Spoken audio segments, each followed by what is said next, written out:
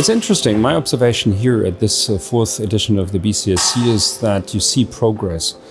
in terms of content, what we are discussing, and also the kind of commitment that participants and representatives of government make. 4 years back, it was more launching an issue and put it on the agenda of foreign and defense policy makers. This time, we are talking here about commitment. So the new initiative on climate security and peace by the German Federal Foreign Office is very much about bringing not just commitment, but turning commitment into political action. So the Weathering Risk Initiative that was launched 2.5 years ago here in the German Federal Foreign Office with the Peace Pillar is basically investing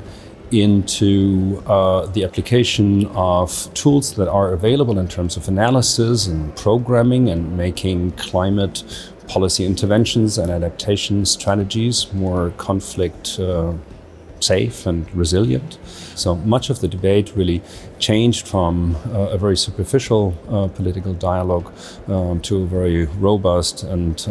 commitment of government agencies in the context of climate vulnerability and how we can then help countries that are most climate vulnerable to really invest into a sustainable future and a decarbonized world. I think what has also changed is that the key argument of the climate and security debate is very much that climate change is about geopolitics. And since 2 years, everybody,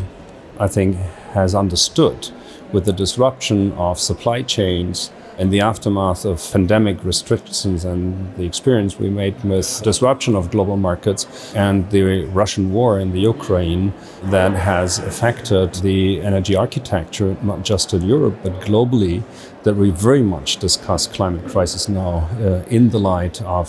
geopolitical issues. Whatever we do, it's very much put into the larger context of security and peace also. I think that can bring also advantages to promote the activities and efforts of raising ambitions and not just in terms of investing more into climate resilient energy infrastructure, but also help countries that are most prone to the kind of climate crisis that we are witnessing and the tipping points that we are close to achieve, that this is going to change the political discourse.